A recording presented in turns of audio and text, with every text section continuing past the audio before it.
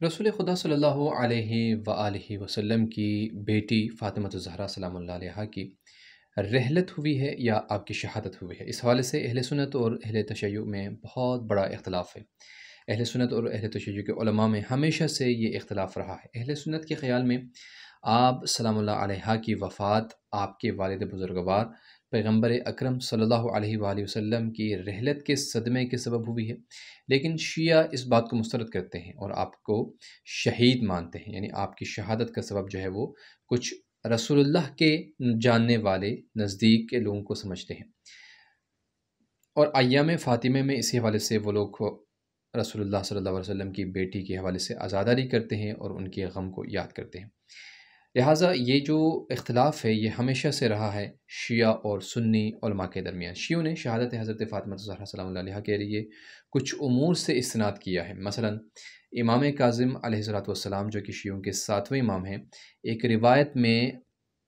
آپ کو صدیقہ اور شہیدہ ان کی روایت میں جو ہے وہ کہا گیا ہے، کس کو؟ فاطمہ الزہرا سلام اللہ علیہا کو شہیدہ اور صدیقہ کیا گیا ہے۔ اسی طرح سے 3ری صدی ہجری کے متکلم امامی محمد بن جریر تبری نے اپنی کتاب دلائل الامامہ میں امام صادق علیہ السلام سے ایک روایت نقل کی ہے، جس میں جناب فاطمہ الزہرا سلام اللہ علیہا کی شہادت کے سبب کے طور پر سخت جنین کو ذکر کیا ہے، یعنی آپ سلام اللہ علیہا کے پیٹ میں بچہ تھا محسن،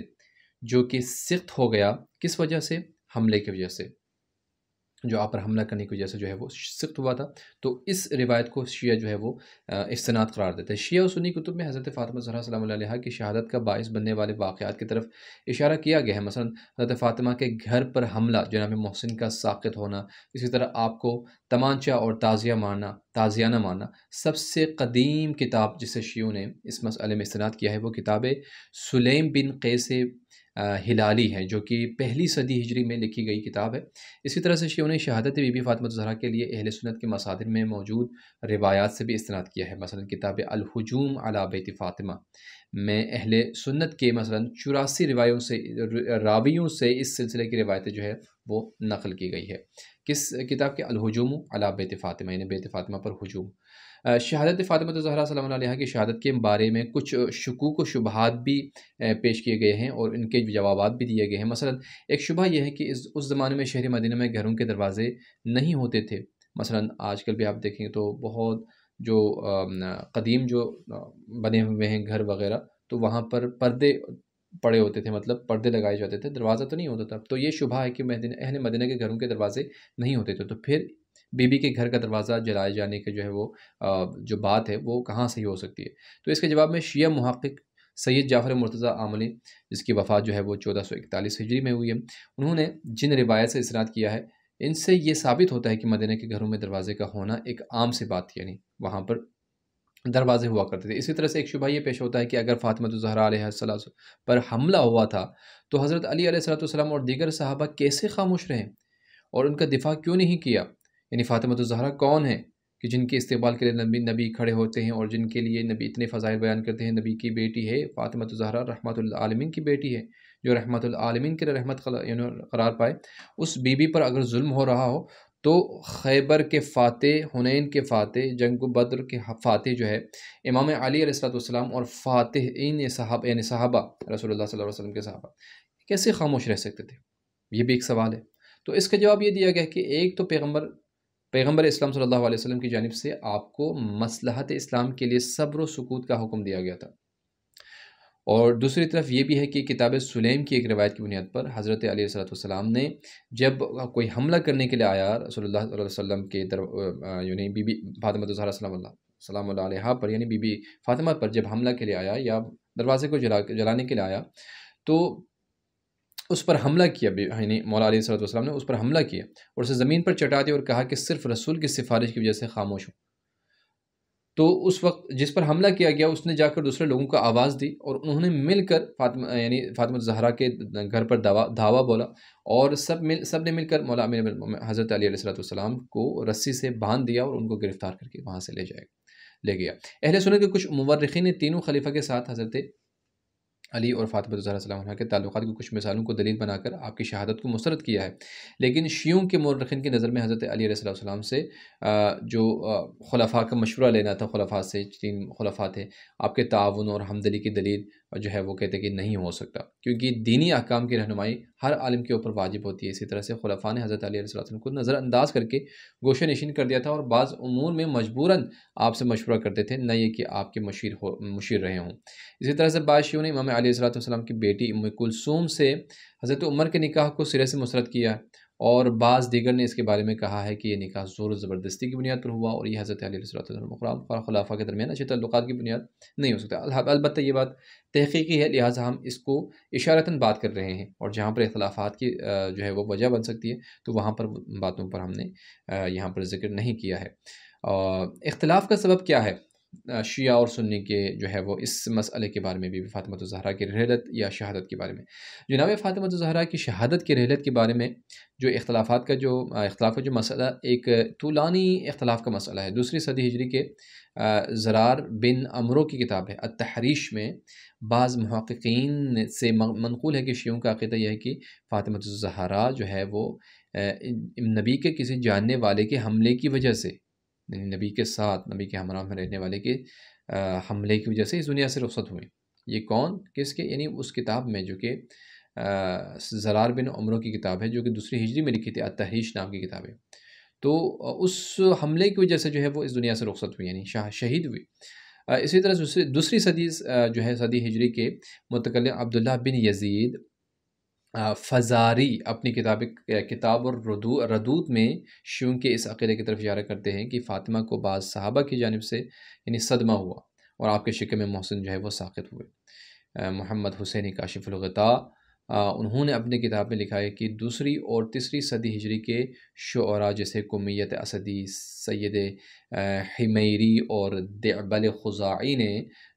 فاطمہ الزہرا سلام اللہ علیہا کے اوپر ہونے والے مظالم کو نظم کیا ہے، یعنی آپ پر ظلم ہوا اور آپ شہید ہوئے۔ تو ان جو ہے وہ بڑے بڑے شعراء نے اپنے شعر میں جو ہے وہ آپ کی مظلومیت کو بیان کیا۔ عبدالکریم شہرستانی کے بقول اہل سنت کے مشہور فرقہ شناس ابراہیم بن سیار عرف نظام اور جو ہے وہ نظام معتزلی کے نام سے پہنا چلا، ان کا نظریہ یہ تھا کہ فاطمہ الزہرا سلام اللہ کے شکم میں موجود بچہ جو ہے وہ کسی نبی کے جاننے والے کے حملے کی وجہ سے ساقط ہوا۔ ٹھیک ہے، شہرستانی کے بقول یہ عقیدہ اور نظام معتزلی کے کچھ دیگر نظریات باعث بنے کہ وہ اپنے ہمراہیوں سے فاصلہ بنائیں، یعنی یہی بات جو ہے وہ فاصلہ بننے کے سبب بنے ان کے اپنے چاہنے والوں سے۔ قاضی عبدالجبار معتزلی نے اپنی کتاب تثبیت الدلالۃ النبوہ میں فاطمہ کو پہنچنے والے صدمہ اور سخت جنین کے متعلق اس کے سلسلے میں شیعوں کے نظریے کی طرف اشارہ کیا ہے، اور مصر، بغداد اور شام کے کچھ علاقوں کے بعض اپنے ہم عصر شیعہ علماء کے نام لکھے ہیں جو حضرت فاطمہ زہرا اور ان کے فرزند محسن کے لیے عزاداری اور گیریہ کرتے ہیں، یعنی ان کا یہ لکھنا کہ مصر میں اور شام میں علماء شیعہ جو ہے وہ فاطمہ الزہرا کے لیے، ان کے فرزند کے لیے عزاداری کرتے ہیں، تو یہ دلیل ہے کہ فاطمہ الزہرا شہید ہو گئی، ان پر ظلم ڈھائے گئے۔ اہل سنت کی کتابوں میں حضرت فاطمہ الزہرا سلام اللہ کی شہادت کا عقیدہ رکھنے والوں کو جو ہے کیا کہا گیا ہے؟ رافضی کہا گیا ہے۔ شیعوں کے دلائل کیا ہوتے اس حوالے سے؟ شیعہ اپنے استدلال میں امام کاظم سے منقول اس روایت کا ذکر کرتے ہیں جو ہم نے ابھی ذکر کیا کہ بی بی کو شہید کہتے ہیں، شہیدہ کہا گیا ہے، اس زیادہ میں شہیدہ کہا گیا ہے، جس روایت میں آپ کو شہیدہ اور صدیقہ کہا گیا ہے۔ طبری نے دلائل امامہ میں بھی امام صادق سے ایک روایت نقل کی ہے جس میں حملے کے سبب ہونے والے سخت جنین کو شہادت فاطمہ الزہرا کا سبب قرار دیا ہے۔ اس روایت کی بنیاد پر فلان کے مثلا آپ کے جاننے والے کے غلام قنفذ نے ان کے حکم سے، اپنے آقا کے حکم سے